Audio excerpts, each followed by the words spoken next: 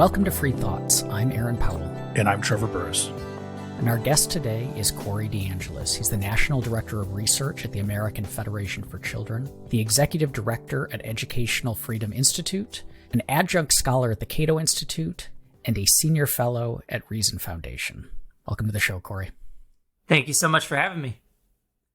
We're going to talk about school choice today and the prospects for it and the efforts that are taking place. But I'd like to start broad and just what is school choice exactly? What counts as school choice? I will say I've changed how I even talk about the concept of school choice. Instead of saying school choice, I've talked about it in terms of funding students directly or funding students as opposed to systems. It's beneficial to talk about it in that way because it provides more transparency. It's allowing children's education dollars to follow them to wherever they're getting an education, which could be a traditional public school that they're residentially assigned to. It could be a charter school. It could be a private school or a homeschooling option, or even something like a pandemic pod or homeschool co-op or micro school, which is what a lot of families started to experiment with this past year. So it's, yes, this concept of funding, following the student to wherever they're getting an education.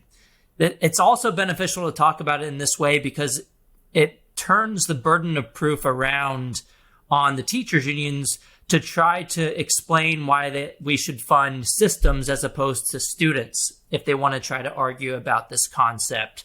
So I think it's beneficial from a transparency standpoint and from an argumentative standpoint to reframe the conversation about funding students as opposed to systems. Does that clarify the underlying issue, though? Because if I, as of right now, like my kids are enrolled in a public school, and if I move to where I'm zoned differently, move them to a different school, the funding does follow them, right? In the sense that the tax dollars, my tax dollars that were going to that school are now going to the other school. Is that different than the funding of students that you're talking about? Yes, it's different because in order to exercise that first version of school choice, you have to get up and move houses in most cases, which is highly inequitable. There's huge transaction costs associated with moving your entire family in order to change a particular type of service that you're receiving. So just imagine if you weren't happy with your grocery store, you weren't happy with a restaurant, and the only way to get away from it and to take that money that you were spending at that particular place elsewhere, you had to get up and move houses. That would be extremely costly. And I would argue it leads to a lot of monopoly power in the traditional school system, which leads to lower amounts of accountability and lower likelihood of those service providers to provide adequate educational opportunity or services to families. Funding students directly through something like an education savings account is a lot different, where you're literally having the funding follow the child to wherever they're getting an education. So that could be another public school, but it could be a private school or a charter school, and it allows for much more flexibility and real choices on the part of the family.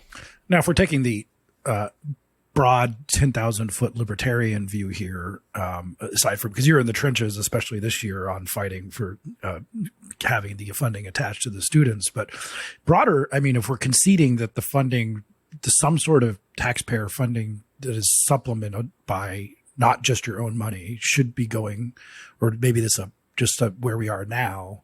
But if you concede that, doesn't the state have an interest in the nature of that education because it is the taxpayer money that's going into it? Like, so what the education looks like, what's being taught, like they have a substantial interest in this because we're conceding the taxpayer side of this. Yeah, and look, it depends on the type of program that's being introduced and where it's being introduced, but there's a wide variety in the amount of government regulations that are attached to the voucher funding or the education savings account funding.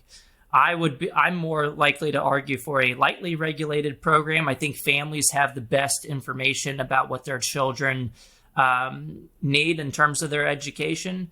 But I think I would be okay with minor regulations just based on things like financial reporting, make sure and to make sure the money's actually being spent on education. And I don't think that regulators should get so heavy-handed to where they're trying to decide what an adequate education looks like specifically, because a lot of the times that's measured by a standardized test score, which doesn't capture everything we want in an educational environment. And if you ask families why they choose one school over the other, a lot of the times they rank standardized test scores towards the bottom of the list, and they rank things like safety and the culture of the school at a higher level. I mean, if you think about other programs that fund people directly and allow them to choose providers, we don't have a very heavy-handed approach. Like with food stamps, for example, you make sure that the funding is spent on food, but the regulators don't step in and say, oh, you have to have a certain type of diet when you're spending that money. So similarly with an education savings account, you can't go spend the money at a restaurant. You have to spend it on education services. But for the most part, with most of the education savings account programs, the regulations haven't been so strict to where they say you have to have this type of education provided, but just has to be an approved education provider. I want to dig more into those issues because I think they're at the heart of a lot of the education debate in America. But before we do, a clarifying question, because we've been throwing some terms around. What do we mean by, and what's the difference between, say, vouchers and tax credits and education savings accounts? And are there other forms of school choice or payment for students that are out there? Yeah, so the education savings account is similar to the voucher, and many of the listeners are probably more familiar with the voucher idea, where you're residentially assigned, for the most part, in most cases in the United States, the status quo is that you're residentially assigned to a government-run K through 12 school, and your children's education dollars go to that school regardless of your preferences or your satisfaction with that school. And if you want to go somewhere else, you either have to move to another residentially assigned government school, or you have to pay out of pocket for private school tuition and fees. The voucher idea is it allows families to take their children's education dollars that would otherwise go to their government-run residentially assigned school and would allow that funding to follow the child to a private school. That's pretty much it when it comes to the voucher idea. The education savings account idea, same kind of thing. The money that would have went to your government-run school that you're residentially assigned to, it could still go there if you still choose that for your child. But if not, that funding would follow the child again. But instead of only being able to use that for a private school for tuition and fees, you'd also be able to use that for any other approved education expenditure, which could be used for tutoring, textbooks, other instructional materials, micro schools and pandemic pods, homeschool co-ops. So it allows for maximum flexibility and customization on the part of the parent, whereas the voucher in most cases is restricted to only being able to be used at a private school for tuition and fees. And then an education tax credit is the other one that we hear about. So tax credit scholarships, there is one tax credit scholarship program in New Hampshire that operates like an ESA, where you can spend it on any approved education expenditure, not just private school tuition and fees. But for the most part, tax credit scholarships operate similar to vouchers in that most of them can only be used for private school tuition and fees. But the main difference between the voucher and the tax credit scholarship, voucher is easier to explain because it's the money that's allocated through the state education budget that would have followed your child to the government-run school can now follow the child. When it comes to tax credit scholarship programs, you have donations that are contributed by households or individuals or corporations to something called a scholarship granting organization. And those entities that donate to these scholarship granting organizations with private funds can then get a tax benefit for doing so. And then other families can go to those scholarship granting organizations and apply for the private funds that never entered the tax collector's hands. And then they can take those private funds to pay for private school tuition and fees. So it's an indirect way to fund students as opposed to systems. They happen to be less likely to be regulated because those are, by definition, private funds. They've never entered the tax collector's hands. And But one of the downsides to tax credit scholarships is the scalability of these programs, because it's harder to raise funds through voluntary contributions than, and I'd say the other downside is it's more difficult to explain. It was much easier for me to explain just having the money that's already allocated follow the child than it is to explain, well, we have these scholarship granting organizations that you donate to, you get a tax benefit. So I've been more on at first, when I first got into these discussions, as a libertarian, I was really excited about the tax credit scholarship program because it was private funding, less likely to be regulated. But the reality is that it can still be regulated, and I think some of the benefits of the publicly funded programs or taxpayer funded programs in terms of scalability and just ease of explanation have kind of pushed me towards favoring both. But I think the benefits outweigh the cost when it comes to supporting the taxpayer funded programs. So if we look at the states right now, I mean, over the last 20 years, school choice educational freedom is very different than it was 20 years ago. Where have we seen some of these programs, whether it's vouchers or tax credits, like really make a substantial effect? Do we have good data on this? Is there some state where we've seen, 30% of kids now have school choice of some sort, like maybe New Hampshire or something like that? Yeah. I will say one of the longest standing voucher programs as far as modern day voucher programs, started in Milwaukee, Wisconsin. That was known as like the birthplace of the modern school choice movement in 1990. So they've had access out there for about 3 decades.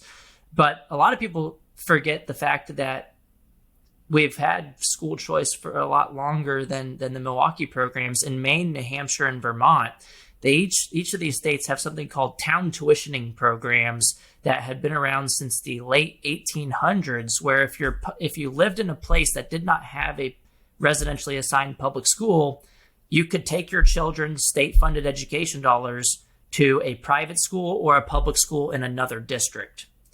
So it's not your typical type of voucher program. It's a very different type of eligibility criteria, but it is the same kind of idea of having the money follow the child to a private school.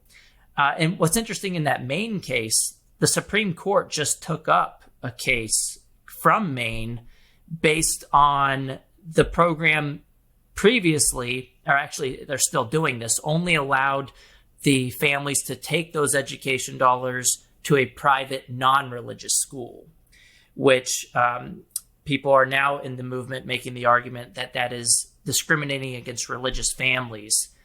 And I think there's pretty strong precedent at the Supreme Court from the Espinoza v. Montana decision in 2020, which ruled that if you're going to have a private school choice program, it's unconstitutional to exclude families from taking their children's education dollars to a religious private school because you're discriminating on the basis of religion. But I think they made a First Amendment free exercise argument. It was a 5-4 decision. I'm working on that brief right now, so we'll definitely be filing in that case. Then on that, though, I mean, this is one of the objections that people have to, say, vouchers is on the flip side of that. I might not want my tax dollars going to support the specifically religious indoctrination that I disagree with, and that this ends up looking like, it gets called like an establishment clause violation. I would just argue that's an argument against taxation, because a lot of stuff that a lot of families don't agree with that's going on in the public school system. So are you arguing to abolish education taxes? I don't think so. But most of the people that make these arguments aren't arguing against taxation altogether. But the other response to that is what Trevor pointed out, is there is some type of religious indoctrination happening in the public school system by a different kind of definition. Right, but I mean, that's not, we can say that, but like the religion has a particular meaning, and there's a specific carve out about it in the Constitution. And so it does seem a little bit different. Yep. And my third response to that is what I think you want me to get at in a little more detail, is that the money is going to the families, and they're the primary beneficiaries of these programs. The schools aren't. And because they have a choice in the matter, they could take the funding that's allocated for their child to the non-religious public school. They can take it to a non-religious private school, or they could take it to a religious private school. Because the money is going to the primary beneficiary, which is the family, and they have a choice in the matter, it is not an infringement on, it's not a violation of the Establishment Clause of the U.S. Constitution. And one of the earlier cases on this was from 2002, Zellman versus Simmons Harris, and that was a 5-4 decision about a voucher program, I believe, in Ohio, where they made the same argument. It was the primary beneficiary was the family. They have a choice in the matter. It's the same reason why Pell Grants don't violate the Establishment Clause. You can take your Pell Grant funding to Notre Dame, a religious university, and no one has a problem with that. No one makes this argument. And I think what's interesting, and same thing with the Head Start program for pre-K. The funding goes to the family, and you can choose a religious provider of private pre-K services, and nobody has a problem with that. And I think the difference here is that a lot of the same people, and what's interesting is a lot of the same people that support funding students directly when it comes to higher education and pre-K, and support funding people directly when it comes to food stamps and Medicaid vouchers, which can be used at Catholic private hospitals, and Section 8 housing vouchers, and all these other types of programs, they only get all up in arms and oppose funding students directly when it comes to those in-between years of K through 12 education. And the main difference to me is one of power dynamics, that choice is generally the norm when it comes to higher education, pre-K, and just about any other good or service. But choice threatens an entrenched special interest that would otherwise profit from getting children's education dollars, regardless of how well they did, regardless of the satisfaction levels of the families. And as we've seen over the past year and a half, regardless of whether they even open their doors for business. So of course they fight really, really hard against any change to that status quo. And they'll use any argument they can. They'll use the separation of church and state argument. They'll use any argument they can. There's actually a ton of arguments that are spewed by the other side, which is a book that I covered in a book that I co-edited with Cato Institute's Neil McCluskey called School Choice Myths, Setting the Record Straight on Education Freedom, where we go over with various authors 12 of the biggest myths in the school choice debate, one of them being this argument that school choice is somehow unconstitutional. It's interesting that when you take a step back and you look at the education debate, I mean, there was a time when it was a very liberal view, in the classical sense of liberal, that the state running education was a very bad idea. And it actually seems like, I always say, and longtime listeners have probably heard me say this, that for most conservatives, their opposition to public schools, say since the Reagan era, has not so much been about them opposing public schools on principle, but them opposing public schools that they don't run. Because for a lot of conservatives, if they could, they were mad at how left-wing the public schools were, but if they could craft the curriculum, give it, get some values in there, get that kind of stuff, then they would be totally for it. And I think that if the conservatives took over public schools and took over the curriculum, the left would become school choice advocates, like on a dime, like they would turn around on a dime. And is that kind of your experience too? That it's more about who's controlling the schools than whether or not we're for or against public education on principle? Yeah, I think a lot of it has to do with the curriculum that's in the traditional public school setting. If you're happy with the scenario that your child is in, you might not push as hard for having exit options to that scenario. So I think a lot of what we're seeing over this past year, a lot of school choice advocacy groups, including the American Federation for Children that I work at, have dubbed 2021 the year of school choice. EdChoice has called it the same thing, and you can just see so many outlets calling this the year of school choice. One of the arguments is that the teachers unions overplayed their hand. They showed everybody their true colors. They've kept schools closed for so long. It got so bad that families finally started to see that they wanted an exit option. But another thing that's talked about, I think, a little bit less often is that remote learning allowed a lot of conservative families and maybe families of all political stripes to see what was going on in the classroom. And a lot of families, as you're seeing at school board meetings right now, are not happy with the type of curriculum that's in their public schools. So that's also fueled movement for families to push for expanding educational options. So that's another piece of the conversation. I do think it is more mobilizing for a family to want an exit option if they feel like their kid is being educated in a way that doesn't align with their family's values. That's much more convincing than for a family to say, okay, look, the test scores are kind of low in my public school. So I think the conversation has changed from, these are failing academically to these are failing your kids on a deeper level when it comes to your personal family values. But that brings us back to the earlier conversation about what counts as education or standards or taxpayer interest in this, because, one thing that we've all seen over the last, especially year and a half, is that there are a lot of Americans with a lot of really crazy, unfounded, dangerous beliefs who seem like, totally irrational when interacting in at least the parts of the world that we can see them in. And it seems like there is something, not immediately easy to dismiss in saying, look, they might do all this harm to themselves by, say, ingesting horse dewormer or whatever the fad is at the moment. But we as a people have an obligation to ensure that their children get a quality education. And if we let, do we really want QAnon focused schools because that's what the parents want, and maybe they want to, they were watching the remote learning and seeing that their kid wasn't learning about the coming storm and other truths of QAnon, and they want to pull them out.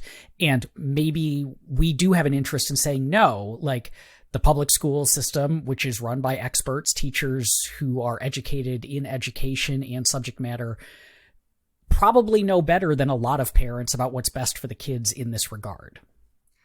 I would say people in offices and employees don't know more about what other people's children need. So I think in general, families should be in a better position to make better educational decisions about their own kids than bureaucrats sitting in offices hundreds of miles away. But I understand your argument that there might be these extreme outliers, but at the same time, we shouldn't use outliers to dictate policy. Because I can just turn around just as quickly and say there might be some examples of abuse happening in a public school, but should we ban all public schools just because there's this one example of a far-fetched idea being propagated in a public school or something of that matter? So I think the reality is there are no perfect solutions, but in general, families are more likely to get the decisions right. And if there is evidence of abuse or something really bad happening in the private sector, I think it's okay for the government to come in after the fact and to say, okay, look, you're not spending this money on education. You're doing X, Y, or Z with the funding. Maybe you're taking it to spend it on restaurants or whatever it is. Maybe you're buying a big screen TV or something with the money. So I think when there's a clear cut evidence of wrongdoing by the families, I think it's okay for the government to step in after the fact. But I don't think before the fact they should try to determine what exactly that education should look like. Let's talk about teachers unions. They're an interest group, but teachers, like everyone else, need to have good working conditions and make sure that they're not being really hurt by their job in certain ways. So is this something we should just oppose entirely, or do we know much about what they're actually doing, what's operating behind the scenes? I know you're their favorite person right now, so I'm sure that they have many opinions about you. So what about them? Yeah, so I mean, I don't have much of a problem with unions in general. If Walmart employees go on strike, for example, in the private sector, I can take my money elsewhere and shop at Trader Joe's. If school employees go on strike, families are pretty much the ones that feel the pain in that scenario. The employer doesn't feel the pain in that relationship. So I think there's an inherent problem with public sector unions that private sector unions don't feel, that private sector unions don't experience as much. I think one way to fix that problem that's baked into the public school system and non-existent feedback loop is to have school choice, is to have the funding follow the child, because then if the unions make decisions that hurt the student outcomes or don't prioritize the needs of the families, then families could provide some sort of bottom-up accountability by voting with their feet to another institution. So I think we should allow unions to exist when you can provide that bottom-up feedback mechanism.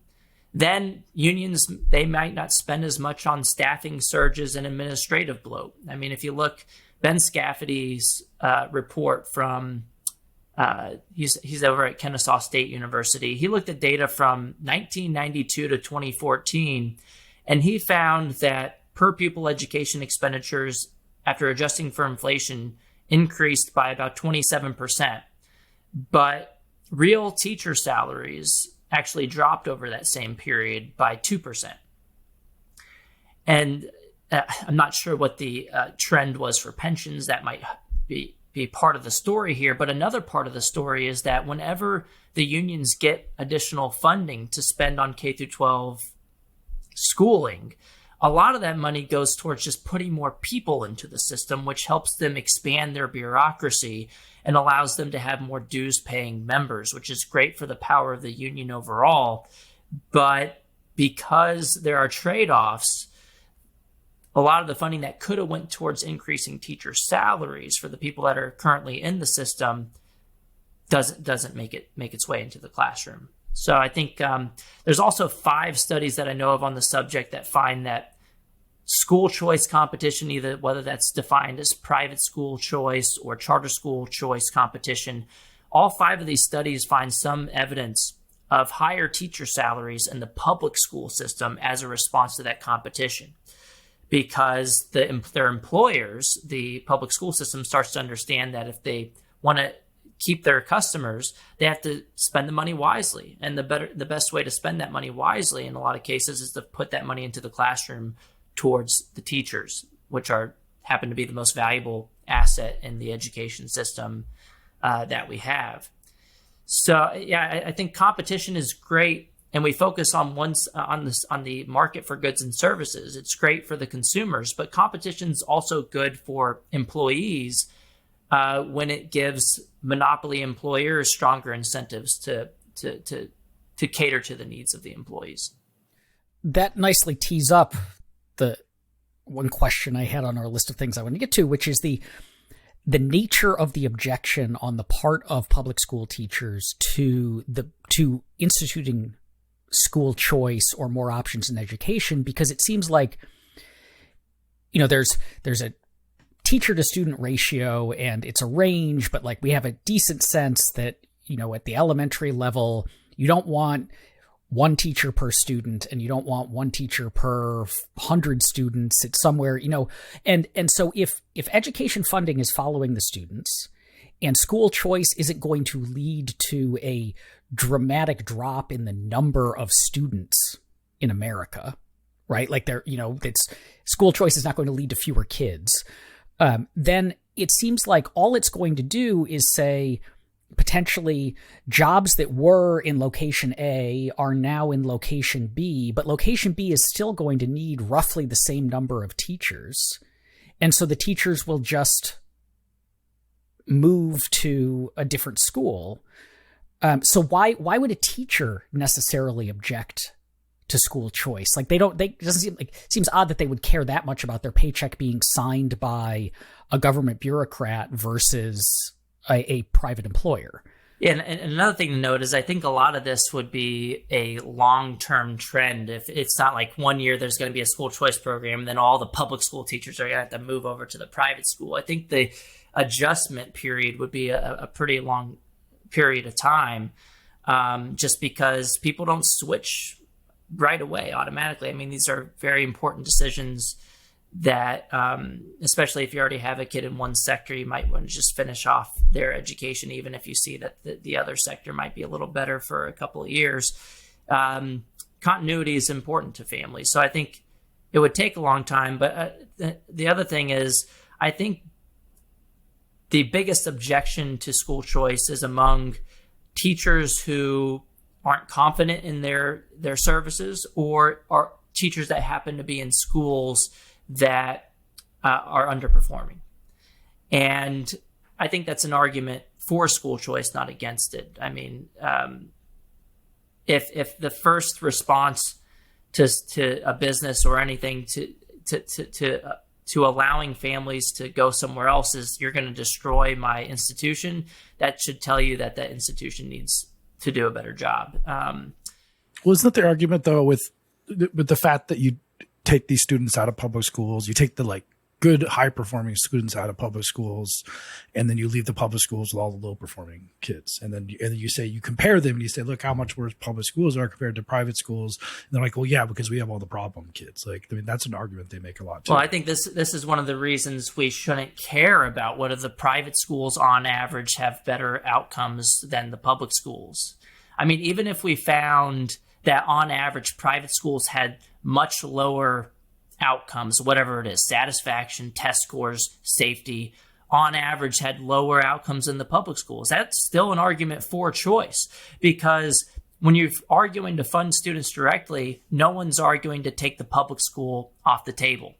So just because something might be on average a little worse doesn't mean that a certain private school might be a better fit for a particular child, or that one private school might be higher than the average of all private schools altogether. So I think the whole conversations about public versus private miss the conversation altogether. And instead, we should be focusing on that funding mechanism following the child to wherever they're getting an education. And so it should be less about private versus public than it should be about individual choice, public or private, whichever you would like. And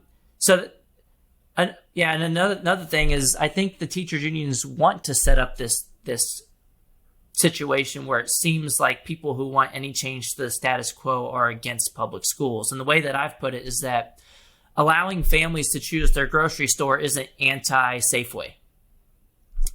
It just won't even make any sense for people to say that, right? Because you can still choose Safeway, but still prefer to have a choice just in case you want to go to Walmart or Trader Joe's. And so similarly, allowing families to have a choice when it comes to their children's education is not anti-public school. It's just a separate conversation altogether.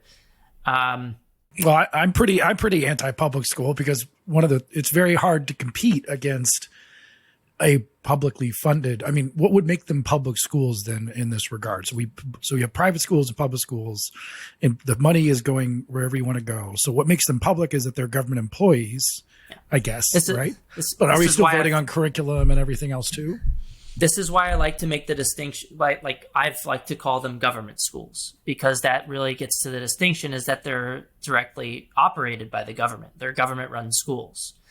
And some people on the other side think that that's not a nice thing to say, or they want you to call them public schools. But I think it's more accurate to call them government schools, because they're run by the government, they're funded by the government, they're highly regulated by the government, they are geographically assigned by the government, they're compelled by the government, and they're not open to the public like a public park in most cases, where you have these residential assignment mechanisms where you can't access a certain public school if you don't live in the fancy neighborhood. And families have actually gone to jail by lying about their addresses to try to get their kids into better, quote unquote, public schools. So I think we should move away from calling them public schools and towards calling them government schools. And if you get upset about that, you should ask yourself why you're upset that the government is running the schools. And it also helps with the distinction between charter schools and government-run schools, because charter schools are quote unquote public on paper, but they're not government-run. They're run by private entities. They're public in the sense that they are public on paper. They're funded by the taxpayer almost exclusively, but they're really like a quasi-public private entity. They're highly regulated by the public. They're more open to the public than government-run schools, because they have to use random lottery admissions, and you're generally not residentially assigned to them. So that's a really interesting conversation. But Trevor, one thing that you pointed out that the other side says is that, you know, the more advantaged students are going to take advantage of these programs. The least advantaged are going to be stuck in the government-run schools, and they're going to be worse off. But we have a ton of evidence on this subject. There's actually about 28 studies on this that look at the effects of private school choice competition, money following the child to a private school, and how that affects the children who remain in the public schools, for the traditional public schools, for whatever reason. And 26 of those 28 studies find statistically significant positive effects of that competition on the children who remain in the public school system. So school choice is a rising tide that lifts all boats, because the public schools or government schools, whatever you want to call them, they start to think a little bit more about how they allocate resources, and they start to do a better job. They up their game a little bit. And so the students who don't even use the programs benefit from them as well without even having to use the programs. But all that said, if you look at the programs that are in place today, the least advantaged are more likely to use these programs, mostly because the eligibility tends to be restricted to the less advantaged groups, either by your student having a special need, or if your student comes from a lower income household, they get priority, or in some cases, they're the only eligible students at all. And then lastly, I'll argue that school choice is an equalizer. This is another reason why this shouldn't really be a partisan issue, is that advantaged families, like it or not, are already more likely to have school choice. I said earlier that advantaged families are already able to pay their way into a neighborhood that is residentially assigned to the better public schools. They are more likely to be able to pay out of pocket for private school tuition and fees, in addition to what they're paying through the property tax system. And they're more likely to be able to afford to put their child in an adequate home-based educational environment. And so funding students directly allows for more equity by allowing more families to access these kinds of alternatives. I'm going to ask the question that I think some of our more radically libertarian listeners might be wondering about this, which is that a lot of this argument that you're making is essentially a Hayekian one, which is, as you said, the bureaucrats sitting in their offices don't know as well as the teachers might what's good for the students, and the teachers don't know as well as what the parents know, because it's the more local you get the decision making to the knowledge, the better the outcomes. But does that mean then that we should also consider why do parents get to make these decisions? The kids are the ones who have the most direct impact from the education. And you can imagine, say, a high schooler who wants a particular kind of education and the parents don't. The parents want something else. Should we eventually be taking into account that too, that if the money genuinely follows the student, then it's the student's decision of where to go?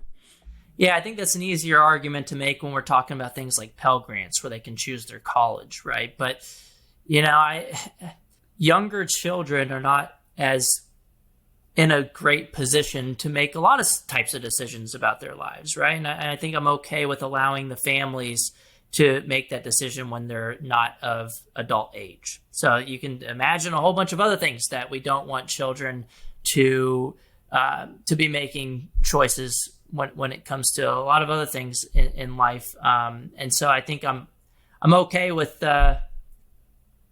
having the families be the closest decision maker that is most likely to have the best interest of the child in mind. And again, if there is the case where there's a family that's not doing something right by that child, and there's a clear violation of that child's rights, then the state or other people in society, I think, would have a compelling interest to step in. And that can look at a lot of different ways. That's not too radical, I don't think. I think Yes. letting 5-year-olds choose their schools would be interesting. It'd be an interesting thing to see what would happen with that. But let's talk about. I'm all on board with the unschooling thing and self-directed learning by the child, but that's typically that's not the child going out and doing whatever the heck they want. That is a family overseeing those decisions that are directed by the child, but that doesn't mean they just get to do whatever they want. Yeah. So let's talk about a little bit of this pandemic time. We've seen a lot of anger. The teachers' unions have been interesting on this. It's very easy to attack the teachers' unions as somehow disingenuous or pursuing agendas that are hidden agendas or not primarily what they're saying. But if we are charitable to our opponents and say that teachers are genuinely concerned about getting sick, and so therefore they're trying to push for the things that make them feel safe, is there something wrong with that in the way that they've pushed for the teachers themselves to feel safe in the classroom? There's something wrong in that when And look, I'm with you. I don't like to question the motives of others, and I don't think it's a problem with the people in the system. I think it's a problem with the system itself and the messed up set of incentives that are baked into that system. The employees are rationally responding to the incentives that are built into the public school system. So when you saw the headlines of the Chicago Teachers Union board member vacationing in Puerto Rico while railing against her members going back to work in person, I think a lot of people might not have been so hypocritical publicly about it, but when given the choice, if you can remain at home and minimize an already low level of risk when it comes to interacting with other people, and then also minimizing childcare responsibilities and commute times while getting to keep your same benefits in terms of job security and pay, the rational response to that arguably is to do just that. Well, let me jump in there because I wonder about that. And I wonder on the broader question of how much is talking about like, well, the teachers unions are saying, so there was this standard thing that happened of teachers union said, okay, well, we won't go back into the classroom until we can get vaccinated. And so teachers got vaccinated among like essential workers, the early groups. And then it was like, oh, well, okay, now that we're vaccinated, we don't want to go back until all of the students are vaccinated, like they moving the goalposts. But I wonder how much those kinds of things masked, I guess, basically disagreement among the teachers, because like my wife is an elementary school teacher and she got vaccinated very early and she was itching to get back because she became a teacher because she likes to be with kids and she hated remote learning. It was terrible. And she just wanted to be back in the classroom. And I imagine that is actually the experience of a lot of teachers because that's what they love about their job. Yeah. So I think you're right, Aaron. There's a lot of there's different preferences among teachers. They're not a monolith. They don't all think the same way, but it's probably true. There are some teachers that hated it, wanted to get back into person. There are some teachers that loved it. They want to continue remote learning. I think the unions have even released surveys showing just that there are large fractions of teachers that prefer one over the other.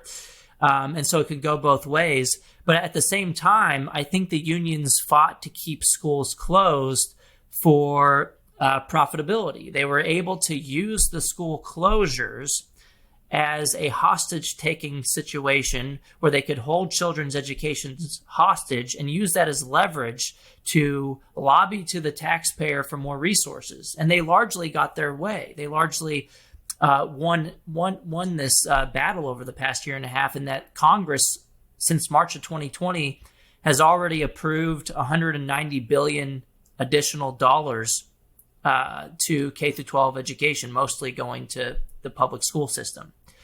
And so they got a ton of money. If you look at individual school districts and the trends of what we're seeing in the 2022 budgets, the spending has gone up a lot, or at least the budgeted spending. For example, in Los Angeles public schools, since 2019 to the current budget year, the spending went from it jumped by about 69%. I didn't adjust it for inflation, but it was only over a couple of years, since 2019 to 2022. And the latest budget has the district spending about $27,000 or $28,000 per student. And something that I said earlier was backed up by this example in Los Angeles, is that they're losing thousands of students each year, and they're planning to increase the amount of teachers in the system by about 8%. They're planning to increase the amount of custodial workers by 25%, and the amount of psychological social workers by about 80%. So you're losing customers, you're putting more adults into the buildings, and you're increasing the funding by about 69%. And Chicago also, over the past 2 years, I believe, according to the latest budget numbers, I think they went from $20,000 to $27,000 per student. And that was about, whatever the number was, it was about a 34% non-inflation adjusted increase over a couple of years in Chicago. Well, that gets to the interesting question, kind of. I mean, again, not to be someone who, thinks that, I think most of these teachers are good people and they do actually care about kids. But I remember one time I was hanging out with Brian Kaplan and I said something like, well, we all know, public schools don't really work. And Brian said something like, well, they might work exactly the way they're supposed to work if you view the beneficiaries as the teachers and the administrators and not the kids, and that the people who have gamed the system, it makes entire sense why they have done it this way. And so then they are afraid. I mean, their pensions and their salaries, and I mean, $27,000 per pupil is a lot of money. I feel like I could set up a school like that that could do a pretty good job for, I would say, less than that. I hazard a guess on that. So I mean, maybe we should be a little bit more skeptical of what the teachers unions are actually doing, which is protecting their pensions and their jobs, for many of them first, and students are second. But they probably think they're the same thing, actually, that the interests are aligned in some way.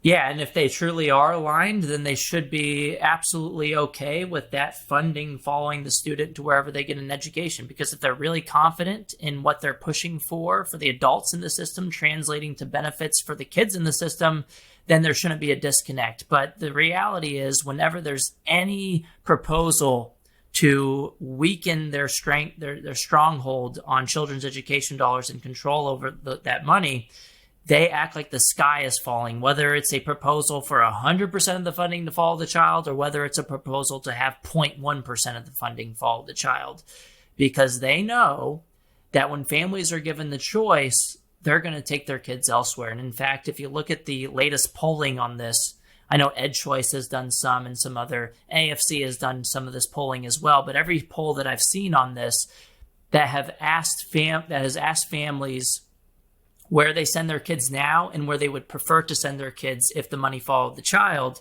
it typically turns out to be about less than half of the families with students in public schools would actually prefer to send them to public schools. So I think there's about 87% of families of students of school age that are in public schools today. But then when you ask their families, the percentage tends to be about 30 to 40% would actually prefer for that to be the case. And I think they should still be able to pick that.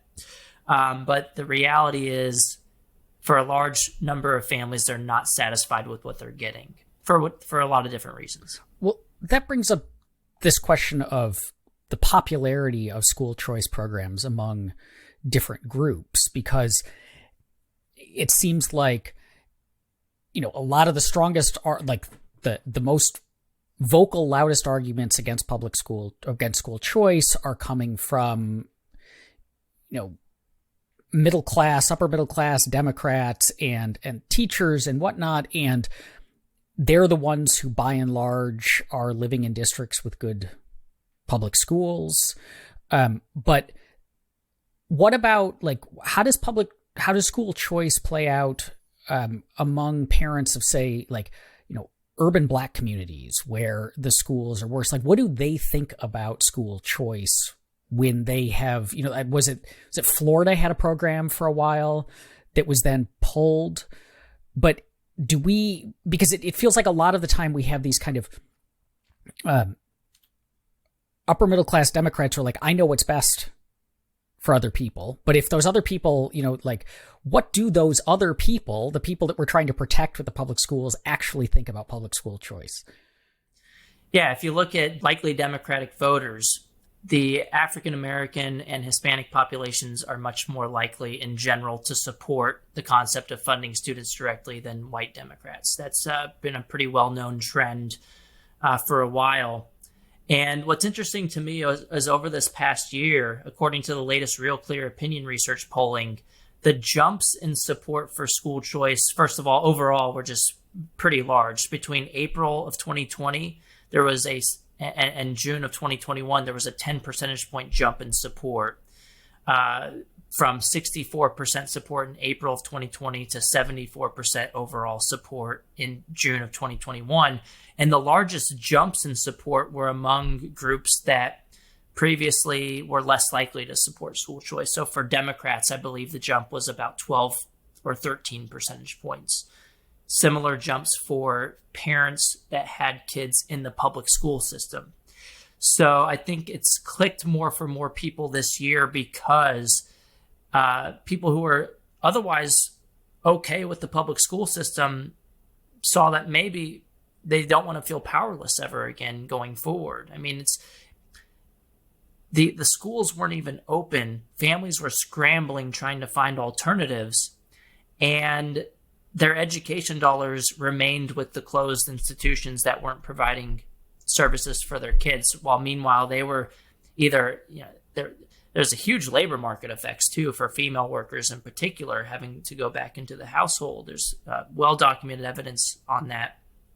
And, even if you like your public school in normal times, maybe parents started to figure, well, maybe I want an exit option just in case, so that I could really remedy this weird power imbalance that exists in the public school system going forward. So what are we seeing around the country in terms of how they're fixing that? Yeah, I mean, there's been huge movement in the minds of people just supporting it, the concept of funding students directly in polling. But then there's been 19 states that have had bills pass and sign into law to expand or enact programs to fund students as opposed to systems. So we're calling this the year of school choice because there's been so much victory. And in some states, there's been substantial growth. For example, in West Virginia, they didn't have any charter schools on the ground last year. They didn't have any private school choice mechanisms at all. And then this year, they passed the nation's most expansive education savings account program in the country.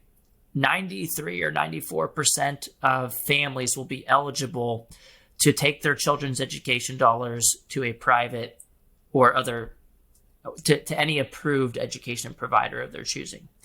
And so the way that I put it is they went from 0 to 100 real quick in West Virginia. New Hampshire had a huge win as well. It'll be the nation's second most expansive education savings account program. I think about half of the population will be eligible for it. And then Kentucky had a very expansive program as well, which will be the nation's third largest, most expansive education savings account program in the nation. And to get to Aaron's question a little bit in more detail, when you look at the families that are using either charter schools or private school voucher programs, they tend to be higher rates of lower income families and families that are non-white. So, for example, in DC, some of the latest data that I've seen from the DC voucher program is that about 95% of these students are Black or Hispanic, and the average household income of a student using the DC voucher program is about $28,000 for the entire household in the District of Columbia. So obviously that's much lower than the average household income in the District of Columbia. And you still have the current administration calling to end that voucher program in DC. And the kids that are using this program, the average voucher is only about $10,000 per student. The average public school in DC spends about 3 times that amount, about $31,000 per student in the public school system in DC. In Florida, the average household income of their tax credit scholarship program, which serves, I believe, over 100,000 students, is similar. It's about $27,000 per household.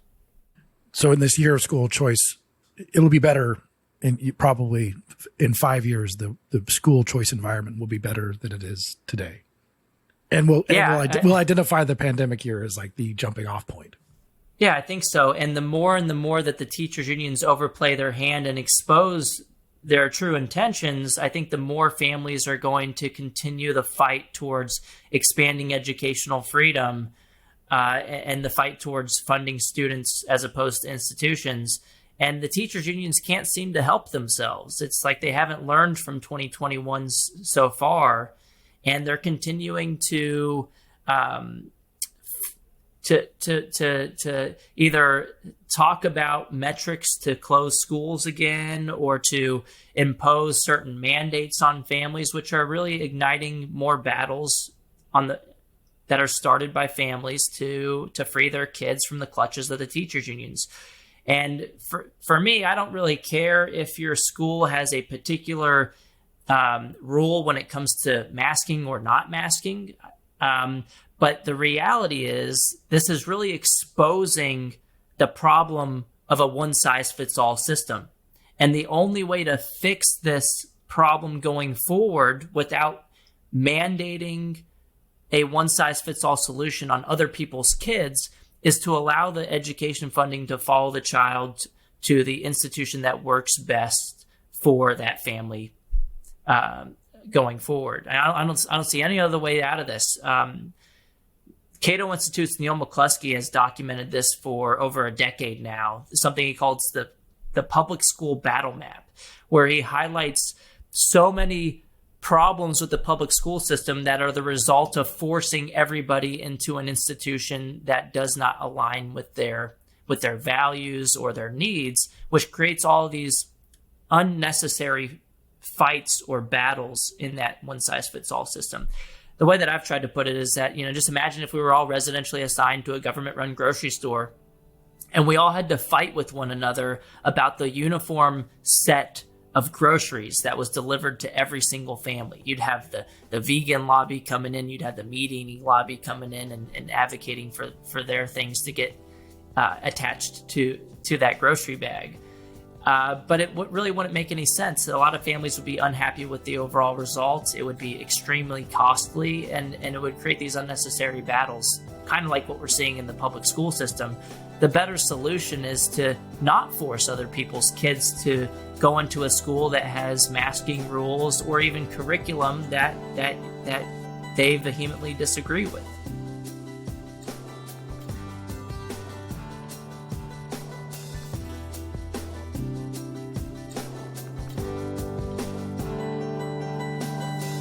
Thank you for listening.